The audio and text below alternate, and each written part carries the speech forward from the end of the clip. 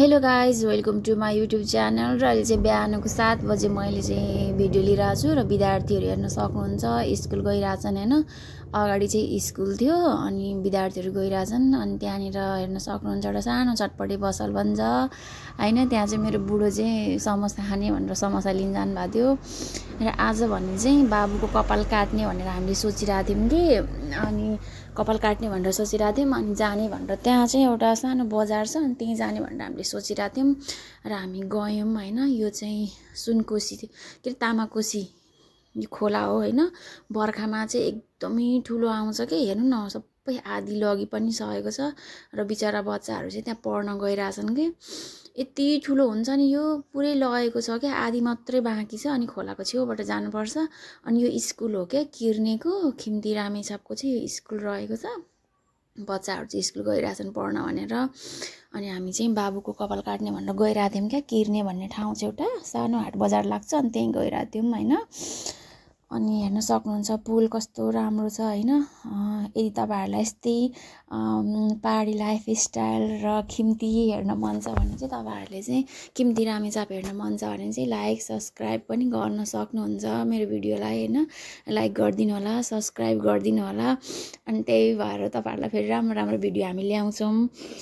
अनि हामी चाहिँ गइरहेका छौँ अनि यहाँ सानो पेट्रोल पम्प पनि रहेछ क्या। अनि त्यहाँ अगाडि चाहिँ सानो बजार पनि लाग्छ मैले अघि नै भनेको थिएँ नि म तपाईहरुलाई देखाउँछु। त्यहाँनिर चाहिँ अहिले चाहिँ यहाँनिर के छ भन्दा रामेछापमा चाहिँ सुन्तला र जुनार चाहिँ एकदम पाइने रहेछ क्या। अनि मैले सोधेको 120 रुपियाँ केजी भन्दै थियो भाइले अनि सोधेँ तर लिन चाहिँ लिइन। अनि बाबुलाई चाहिँ सैलुनमा कपाल काट्नु भनेर ल्याएको थियौँ। बाबु एकदम एक्साइटेड भएको थियो क्या। उसको बाबा त झनै एक्साइटेड अनि उसको फर्स्ट टाइम थियो नि त कपाल गर्ने अनि हामीले चाहिँ छेउर गरिसकेपछि चाहिँ कपाल खोइलाइदिनु पर्ने हुन्छ अनि त्यही कपाल काट्न भनेर आएको थियौँ। बाबु कति एक्साइटेड बिचरा अनि कपाल काटेर हामी घर फर्क्यौँ। अनि यहाँ चाहिँ बुढो समोसा खाँदै हुनुहुन्छ न्यू लुक्स हेर्न सक्नुहुन्छ मेरो छोरोको। अनि यहाँ चाहिँ महेशले भाइले खाना बनाइसकेको रहेछ बाबुको लागि दुध अनि साग हैन अनि साग दाल तरकारी बनाएर रहेछ। अनि यस्तै भयो।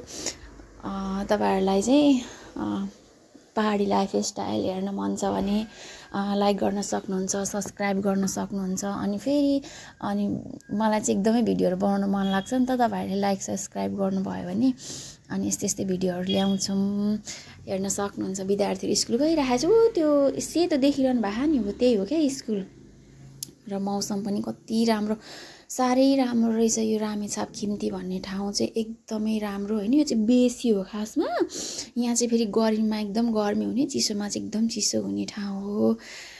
र आजको भिडियो तपाईहरुलाई कस्तो लाग्यो लाइक गर्नु होला सब्स्क्राइब गर्नु होला।